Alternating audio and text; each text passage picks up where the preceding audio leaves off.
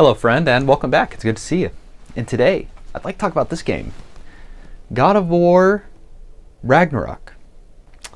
This is a 2022 action-adventure game which was developed by Santa Monica Studios, responsible for all the mainline God of War games, and published by Sony. I played this actually maybe 3 months ago. I was actually a very big fan of the 2018 God of War reboot. I was kind of iffy on it at first until I picked it up and played it. I ended up loving the combat. I ended up really appreciating the story and kind of where it was taking it. But when Ragnarok first got unveiled, while I was excited, it seemed like more of the same, and so I was in less of a rush, I would say, to kind of pick this game up. And so I waited for it to get into kind of a deep sale, and then I got my hands on it and have been playing it most recently and would love to kind of talk a bit about it. So kind of first and foremost, this game is set in a Norse era mythology, just to give you a high level, and it follows Kratos and his son Atreus on a mission to stop Ragnarok from happening, which Ragnarok is basically a full-scale war across the 9 realms in Norse mythology. And please take my explanation with a grain of salt, because I don't know a whole lot about Norse mythology, I'll be honest. Just what the game wants us to believe and know about it. So the game is played in a third-person style with and has a seamless experience, which is pretty cool. So there's no camera cuts or loading screens, which is pretty cool, but means there are some transitional periods where it's kind of obvious the game is attempting to load the next scene and so on. But in the game, you will battle Norse mythology monsters and gods, throwing out a combo of light, strong attacks, axe throws, skills, Spartan rage, etc. And you start with access to an axe, the blades of chaos, a shield, and you'll pick up some more weapons along the way. And these can be imbued with runes to give them magic attacks and also some special attacks as well. There are also sections where you will play as Atreus, featuring similar gameplay style to Kratos, with a variety of weapons and new special skills and a somewhat different approach to the level design. And the game has RPG elements, such as those from God of War 2018, crafting, weapon and armor upgrading, you're unlocking skills. In this game you can also transmog, which is kind of cool, some of your armor. So those are just some little background things about the game. What I'd like to do next is let's talk about the game here in hand. So this is the copy here. We see Kratos and Atreus on the front there, and I always think that Kratos is looking a little chub in this. Maybe it's just his armor. Nothing against that. I mean, totally body positive here, but I just thought it's kind of funny. He's very square, very square in that. So embark on an epic and heartfelt journey as Kratos and Atreus struggle with holding on and letting go against the backdrop of Norse realms torn asunder. Witness the changing dynamic of the father-son relationship as they prepare for war. And it's a very simple back on here as well, and I do like that, actually. It's very minimal. It has the explanation that I just went through, and that's about it. And it's not half loaded with legal terms and conditions, as you often see on these. Opening up on the inside, we see the disc for God of War. We also have an advertisement for Horizon Forbidden West, another Sony game, which I do have here up on the shelf somewhere right there, and I've yet to finish a playthrough of. And also Last of Us Part 1. And on the insert we have just a little bit of art going on, which has Kratos in kind of an action set. I'm sure this was like concept art that they used when working on the game. Alright, but that's about it. No manual or anything, as is typical for modern, this generation titles, I'll say. Alrighty, and then I'll put it up on the shelf here momentarily. Okay. So, what I want to talk about with God of War first is gameplay. Gameplay is a huge aspect of the God of War games. I mean, the series started as an action series. And I'll share with you my background a little bit on God of War as well. I have a platinum in every God of War game. So I love God of War. I grew up with the series and was a little kid as when the first one came out, and it was like, oh, it's very mature and there's a lot of blood and gore and violence. And so as a little kid, I was like, hey, that's what I'm trying to play. And you know, I remember when God of War 2 came out and God of War 3, that coming out was really momentous, I would say. And I played Ghost of Sparta, Chains of Olympus, Ascension, God of War 2018. So I've been around this franchise for a while, and I'm very familiar with its story, its beats, its characters, and so on and so forth. I was mentioning a little bit that I did really quite enjoy 2018 God of War. It has been a number of years since I've played it, so how my experience would be today if I picked it up, I'm not too sure. But going into Ragnarok and buying it, especially at a pretty good price point, I was excited to get into it. So I do want to talk about the gameplay first, and I'll preface it with this. Elden Ring destroyed open world design for me. And really what I mean by that is Elden Ring as a game is so, in its open world design, thoughtful and handcrafted, and while there is some repeating areas, dungeons, and so on and so forth, and bosses that do repeat, there's a unique approach to just everything you kind of do in that game. And it very much subverted a 2-decade-long approach to making open world games that has now existed, kind of this Ubisoft-ified open world experience that many studios have taken an approach to developing their games. And I think you'll see that in God of War Ragnarok, and also in Horizon Forbidden West, which was another game that I picked up and I played for 10 hours or so before just kind of forgetting about. And I want to come back to it and give it a very fair play.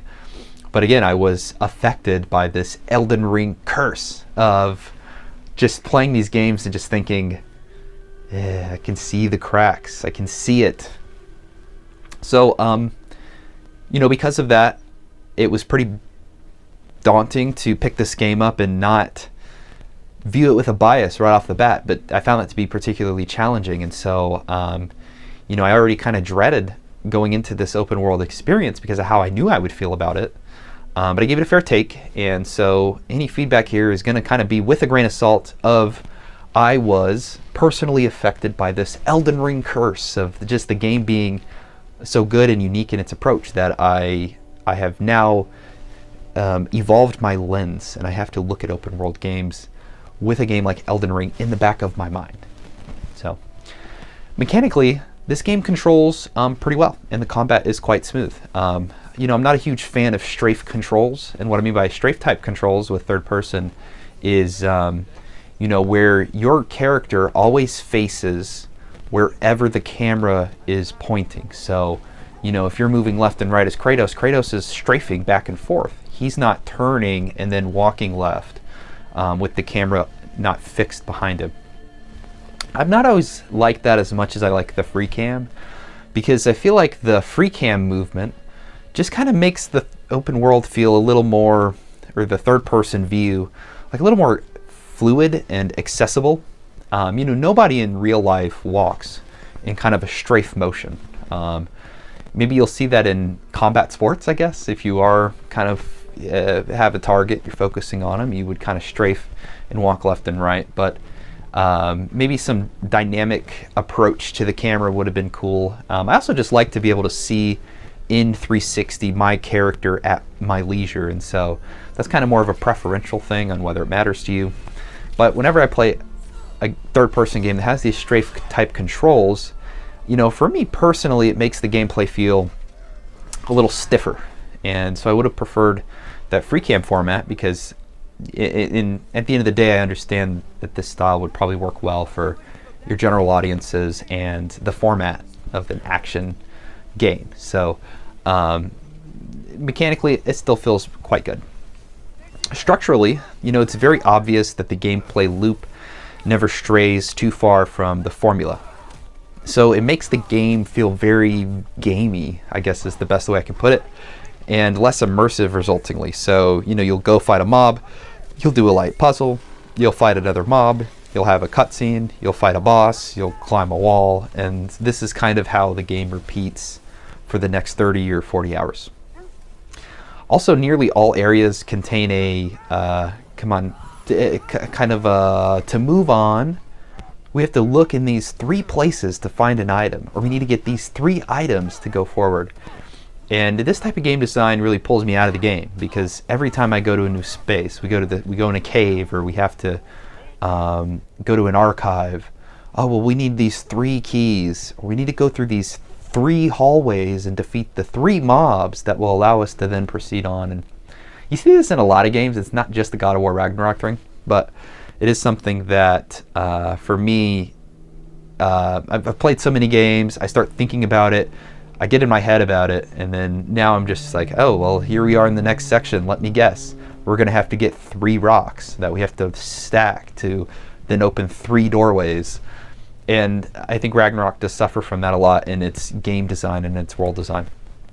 So, and the funniest thing is that I don't have the exact quote, but in the game, one of the characters, when you're going around, actually calls this out distinctly and says, like, oh, I bet we have to get these items to move forward. And I like that it's kind of breaking the wall there between the game and the audience. But for me, I really just want to be immersed in the game.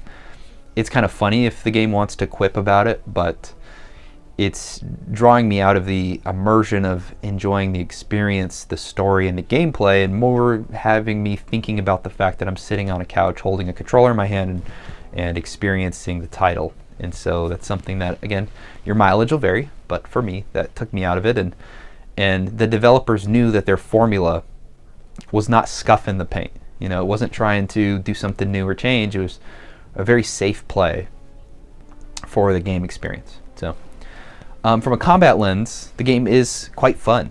And when the battles really get going and you're kind of pulling all the punches and you dodge, duck, dip, dive, and dodge, you know, all the attacks thrown your way, it really makes you start to feel quite powerful. And once you have a few solid mechanics down that you like, I expect most players will sink into a formula for their fights. And when you get there, I found that the combat could be a little samey. It is true that you know, there's a huge variety of enemies with plenty of methods for wearing them down. But at the end of the day, as long as you can get an enemy airborne, you can wail on them, you can basically rinse and repeat this process no matter what weapon you have or so on. Because if you have a good one too, then you're kind of ready for any fight, essentially. And this was my experience playing the game on a standard difficulty.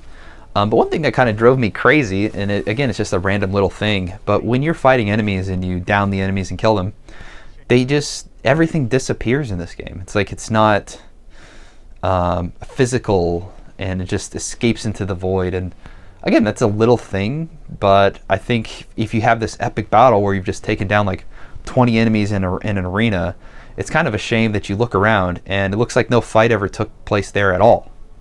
You know, it's supposed to be a world-changing environment that you're existing in this game totally neglects that that's a thing. And so I found that to be a little disappointing again. Though overall, I've found that the combo making and creativity that you could get into the fighting system was deep and interesting. And again, it just kind of depends on how much you want to engage with it as a player. You could just go in and hit over and over again an enemy and take them down, or you could, you know, get very kind of flourishy with the fighting. But I wish the game did encourage more of not sinking into a formula. You know, you identify an enemy, oh, this enemy, we have to get around their shield or parry them in a certain way. I wish the game took a little more of an active approach to requiring those kind of things, as opposed to just saying, this is the best method, which is often how I felt the gameplay and combat was interacted with. Kind of thinking outside of these elements, where you're just kind of moving around the world and you're fighting and exploring, UI interaction, I found the user experience to be very encumbering. The crafting and ingredients systems and screens are just filled with way too much complexity, but at the same time also lacking a certain depth. Like if you need a specific item, the game's not necessarily giving you a reference on where or how or what you're collecting. It's just an item with a number next to it, and that item with the number is what you'll need to get the latest upgrade. And it just kind of happens or it doesn't. I mean, as you play the game, you are kind of stonewalled behind the fact that in order to get some of these items, you have to linearly progress through the game, in which you'll get to an area where those items can now be collected. And so, you know, to that extent, if a lot of these ingredients can't be found kind of organically throughout the world as you're exploring it, then I think it does kind of defeat the purpose of the open world.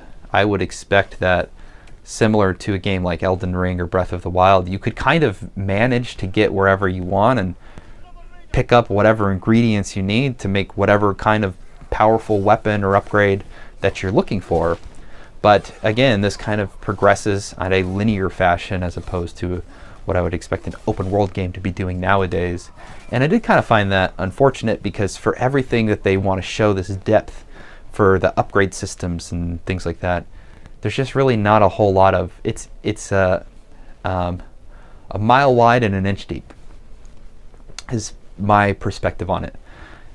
And then, you know, simultaneously, when you get into those screens and you are doing the upgrades, there's just so much information, tons of data all over the screen of telling you, oh, these are all the different complex things that this upgrade's going to do for your character. But when it comes to the actual grit of playing the game and fighting the enemies, I never really noticed too significant of a difference in my progression. I think the progression happens too incremental to really feel it, unless you go like way back to the beginning of the game and then you fight the first enemies and then, oh wow, I'm kind of powerful now. But then again, we just spent a whole game prior doing exactly that thing, and they never really addressed that either. So that's kind of unfortunate, outside of giving you some of the weapons that you start the game with. So navigation and world design, the levels, they're beautifully crafted, yet they are very on rails. It's very linear, especially as you get into the story side of the game. And the game constantly takes control away from the player for lengthy cutscenes, or even the most epic battles kind of tend to lean towards QTE events and kind of scripted structural strategy that you need to employ to beat a boss. And there are just invisible walls patterned everywhere on what are clearly traversable areas beyond. And so I did kind of feel, I don't know, I just did kind of feel not so enjoying of the design that they went for this game, unfortunately. And that crushes me to say, because I love this series, but I just was not having fun exploring the world and the side content, for which there is a wealth of side content, and it is structured in a way that nearly all of it will unlock once you have traversed an area for the main story. But that's really where the problem sets in, is that you're switching between going for hours through story content and then hours through side content to then come back to the story content, to then come back to a section where you're doing hours of side content. And the unfortunate thing about that is it makes the game feel really kind of unstructured. A lot of that side content, I would feel, should happen naturally over the course of you playing through the story content, and should just be beats at which you kind of step off the main path and complete them. But instead, it's one or the other oftentimes, and the game is very aware of this too, because there are plenty of times when there's a section early on in the game where you're exploring a huge lake, and you do the main story item that you need to do there, and then you're rowing back, and Atreus says to, very distinctly says to Kratos, hey, so if you want to go left, we can see Sindri and continue on our journey. Or if you want to turn right, we can go explore the realm a bit more. I'd particularly appreciate us checking out the mining rigs in the lake to the right. You can see the smokestacks from here. But if you don't want to explore now, it looks like Durlin's place is through that open gate to the left. And I was like, what is going on here? And this happens later when you're playing as Atreus and you're in Odin's village, and there's this girl that you meet there, and she becomes kind of a bigger player in the story overall. And you're talking to her about Valkyrie training, and you're in a room, and she's like, hey, do you want to take my Valkyrie training? If so, follow me to the right. Or if not, you can go left. In Valkyrie training? Got time to talk about it? I was just heading to the Great Hall. But if you need to go to work, Grandfather's study is just down those stairs. And I was just thinking to myself, is this the level of, is the game really pitching to the lowest common denominator? Because I felt very pulled out of the gaming experience with this kind of stuff. I was almost baffled at just how the game was going about explaining to the player the next steps. And so I don't know who Santa Monica Studios and Sony were pitching this game to, but I, at least, as a veteran of this series, felt like this was really just not a game made with me in mind. And you know, you want to bring new audiences in. You want to be able to make a game that, you know, a 40-year-old dude who plays Madden, he buys God of War when it comes out, and that's all he plays. And also, you know, some rabid game collector who's out here buying and playing all sorts of games. Surely you should make a game that kind of caters to both of those audiences. But I feel like the game caters to neither of them simultaneously. I just don't. I really just got to pause there, because from a gameplay lens, I was having fun with this game, but I was just really confused as to where the story, as to where the game was going with its gameplay experience for the player. It's just, which is why I've had played this, you know, 3 months ago and still not 100% sure what I want to say about it. I was just feeling very confused by the experience, so to speak. So I'll move on from there. I guess from a gameplay lens, for me, this was just a mixed bag experience. There was just not much else to it that I can say that I think would be satisfactory. But I did love the combat. I had a lot of fun with just the 1-2, just pulling it out and beating up the enemies. But the depth of the exploration, the depth of the upgrade systems, the structure of all of it was just, I was feeling really exhausted, guys. I was feeling really exhausted by the time I got towards the end of the game. Okay, moving on. Let's talk about the story. So the story, thematically, deals with a variety of topics, but I think kind of the three core ones that I can think of are kind of fate and free will, and the duality of those, parenthood, redemption. And I think that the game succeeds on displaying these at times. However, they've all been covered time and again across this series, which has 9 installments now. So as a veteran to the IP, one might feel the messaging to be a bit redundant at this point. And that was kind of my experience when I was enveloped in the story. The writing overall is quite solid. I think the dialogue is engaging. And if you're here for a movie, well, then you have a treat in hand, because there are nearly 7 hours of cutscenes here in the game. And for me, the pacing was a bit slow, resultingly. A lot of these cutscenes are pretty long and drawn out. And there are areas such as Ironwood, I think, which is a famous area now, where you'll spend an hour and a half or 2 hours riding a big dinosaur around and picking fruit without any break in other types of gameplay. And in fact, this section lasts longer than the finale of the game, which by the title, you can guess what that finale is, and it's supposed to be much more than riding a dinosaur and picking fruit, but that's kind of where we end up at, unfortunately. Another challenge I found with the writing was the Marvelization of this franchise, and the best I can say is what I think happened. Disney has crushed it with the Marvel series, and one of the big heroes in that series is Thor, who has this Norse mythology focus as well. And Disney was quite successful with those films, and I think Sony knew, oh, we have this Norse mythos going on for Kratos, and we should try to emulate some of that because audiences seem to love it. And so that's exactly what we'll have to do with our IP. And so not only do I think that the story was influenced by Marvel and Disney's success with it, but I also think that the story took its lighthearted tone from writers such as Joss Whedon, who really piloted the Marvel quip and banter style of comedy and stuff that you'll see in that series as well. And so, I think that it shows in the way that the characters developed for this game, for Ragnarok.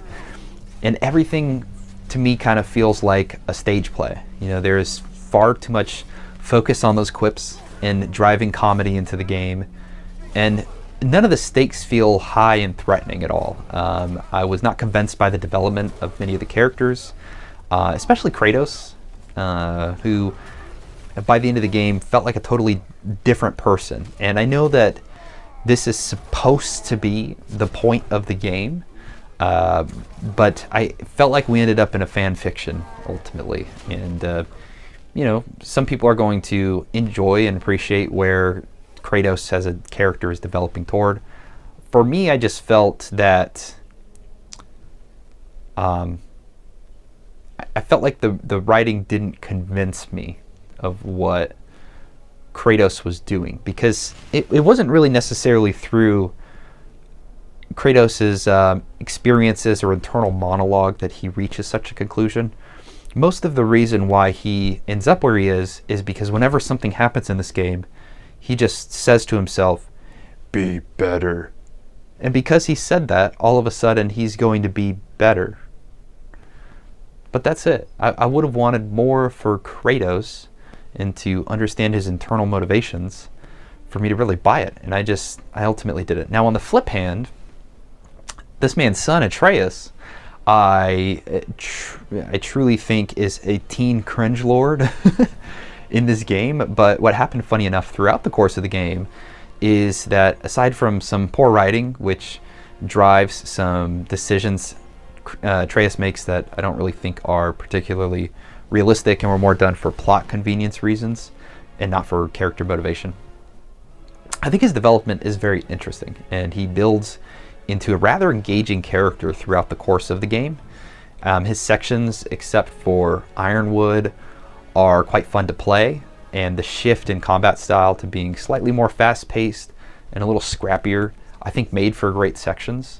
And so whereas Kratos would have been the ultimate character to focus on for me over the course of this game, actually that character became Atreus, and I did quite enjoy his development as a character. And so that was something that took me by surprise, but something I'm happy to say that I really did enjoy in this game. There are, of course, other characters who come and go throughout, but echoing above, I think there's a lack of staying power and a lack of real threatening presence where required in those performances. The game doesn't really have villains. Everyone knows Ragnarok could be coming. Everyone on both sides seems to be trying to prevent it or change its outcome somehow. Because of that, I think, again, this comes back to the Marvelization. It doesn't really seem like there's intended to be a real threatening force here. Even the villains, you are written for you to feel relatable and kind of agreeable to their motivations and what they're doing. And unfortunately, that does not make for good tension in the writing, and I think it holds the game back quite a bit. I never felt like there was a driving force throughout the game to really continue the story, because for at least half the game it just kind of feels like Kratos and Atreus are just wandering around without really a sense of purpose to doing that. And so I never felt a desire within me to say, oh, I need to get to the next section, I need to resolve this issue. And resultingly, I just felt not so motivated to play the game, which is unfortunate because, again, I got to reiterate, I love God of War and I love the series, but the story here was just kind of a misfire on many aspects for me. And unfortunately, it's not just throughout the game, but in also the way the game concludes. The game's finale and ultimate conclusion are short and abysmal. I just don't think they very much resolve anything from character build to the story at large, and just kind of meanders off into the distance, which was unfortunate. And so I think while the gameplay was pretty solid with some confused design function, the story misses. The story really misses. So that was unfortunate for me. I had heard much about how fantastic this game was from a story lens, and it just failed on that front. So maybe I'm just in a minority, and that's where I'm at. The two things I really do want to cover are more the technical aspects. So let's talk about the sound in the game. Bear McCreary, he composed the game's soundtrack, and he's done a number of games, many films and TV series. And one of my favorites is that he worked with Angry Video Game Nerd on a number of different themes and his movie as well, which I just thought was particularly kind of a standout thing in his portfolio of work. And what can I say? His music here is epic. It's emotional. It's orchestral. There's long, drawn-out string ambiance throughout the game, and there's more fast-paced staccato string action when you're in battles and things like that. And I had a lot of fun with it. I think the music really captures the atmosphere of Ragnarok, and if you subtracted that from the game experience, you lose so much, in my opinion. And so Bear McCreary, I think, just did a fantastic job with the soundtrack here. I would say equally, the voice acting is very impressive, and the performances are phenomenal. I can't think of a single line throughout the course of the game that even had poor delivery, let alone was that bad from like a writing or spoken aspect. So I was very impressed by that. And all considered, I also liked the aspects of the evolution of the voice acting, such as Atreus' character, who the voice actor kind of coming of age during COVID, and there were some delays and things like that for some of the performances. So his voice deepened, and I think his voice does in fact change and mature throughout the course of the game, and the way that he speaks his lines and the way that his lines are written, it really gets captured in the performance and achieves a very cool character development over the course. So I just thought that was awesome, and again, a great call out from like a sound design perspective that this game, they're really thinking ahead on some of those things. And kind of looking at just sort of the general sound effects lens, the ambiance of the game works very well as you travel throughout, and the battle sounds are very fun. You know, Kratos yelling, weapons clinging, etc. The only thing I would say is that I feel like there's a lack of dynamicism to the sounds, as in a punch was not necessarily louder than a swing of an axe, or a cut from a blade was no quieter than a bash of a shield. And I would expect that you would see some dynamic range in those sounds and some punch. And I felt like for me that the punch was missing in the audio for the game when you're in the battles. And so for me, that just made the fights feel less engaging. I would want there to be some dynamic range for it to just feel epic and sound like when you smash somebody with your shield, for instance, that you really smash them, that you really, really put the power in it. But it just doesn't necessarily seem to be that way, and that constitutes a large part of the gaming experience for me when I'm in these battles. So that's from a sound lens. I thought that the game just excelled very well in this range. And then I also want to talk graphically about the game. So God of War looks like what I would expect and is in line with its contemporaries, but it doesn't do anything above and beyond that that really blows me away. I think the technical aspects of the game didn't wow me particularly, and it's due most of the game, you know, I think part of it is because the game is mostly just kind of in its world design, kind of drab, snowed over, as you would expect Midgard to look in the midst of Ragnarok. Some of the later levels are very brown and gray. When you get later into the game, you'll be fighting on like volcanoes and all sorts of colorful happenings in the realms of the gods.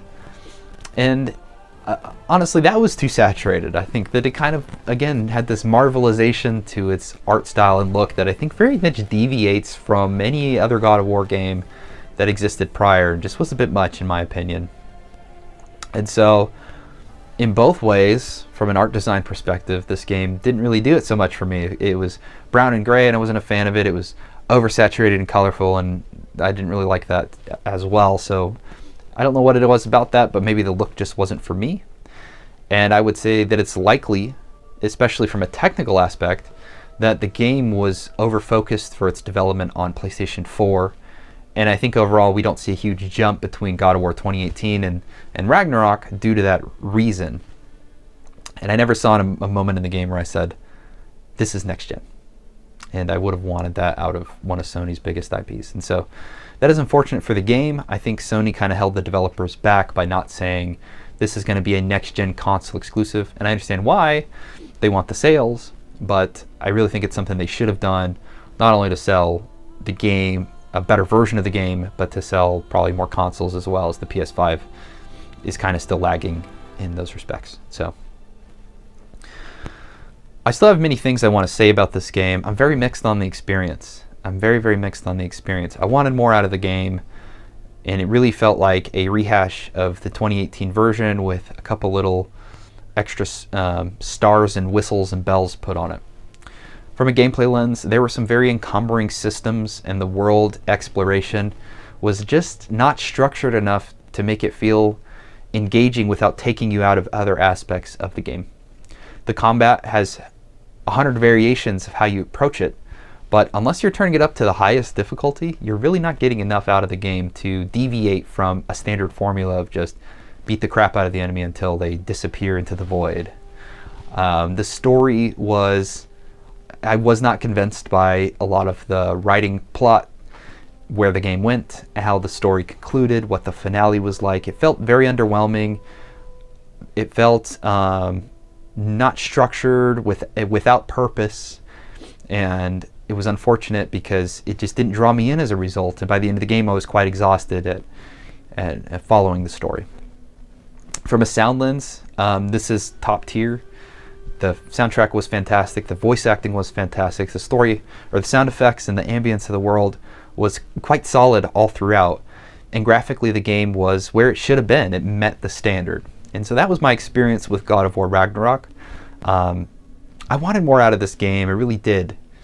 And this is a franchise that I love and I very much enjoyed. And it was hard to make this video, and I sat on my thoughts for a long time because I couldn't really decide how I felt about it. And I just had to put this to camera and just say, this is how I felt about it. I just wish that I got more out of this game. And I feel very much off the trail compared to where a lot of people landed with it, apparently, because when I go online, everyone says how fantastic it was. When I read critical reviews, people say this is the peak of human existence. It is one of the greatest games of all time. It's the experience that every person should have at least once in their life, and I'm just not there. I just really wasn't. And so I don't know what that is. I would love to know what you think. Maybe you just totally disagree with a lot of my opinion and perspective here, or maybe you see some things and say, yeah, I can see what you mean. Either way, I would love to know what you think, and I appreciate you checking out the video. If you like it, please like the video, and we'd love for you to subscribe and stick around for the next one. So until then, stay well, stay healthy, and I look forward to catching up with you next weekend. All right, y'all. Take care. See ya.